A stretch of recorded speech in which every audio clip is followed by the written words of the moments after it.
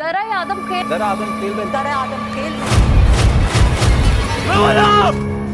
ملک صاحب، سب سے پہلے ہم بات شروع کریں گے درہ آدم خیل سے۔ سب سے پہلے ہمارا درہ بازار چونکہ ایک اسلحے کا انڈسٹری ہے۔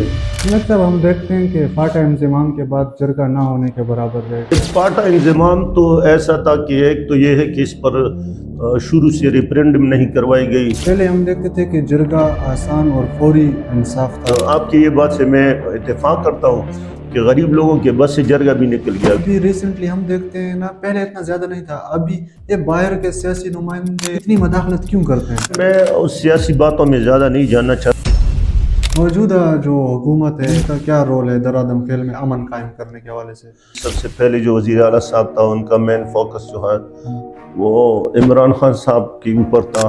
درہ آدم خیل میں ہتھیار انڈسٹری ہے، اگر حکومت اس پر نظر کرم فرمائے۔ ان کے لیے ہے حکومت کا کافی ابھی کوشش ہم ہے۔ نے تاریخ پڑھی ہے کوہاٹ کی، درہ کی، تو اس میں ہمیں بے شمار بہادر ملے، لیکن ایک ایسا بہادر بھی گزرا کہ جس پہ ہماری نظریں رک گئی، سوچیں بڑھ گئی، عجب خان افریدی صاحب۔ میرے جو نانی ہے اس کا یہ سگا ماموں تھا عجب خان افریدی۔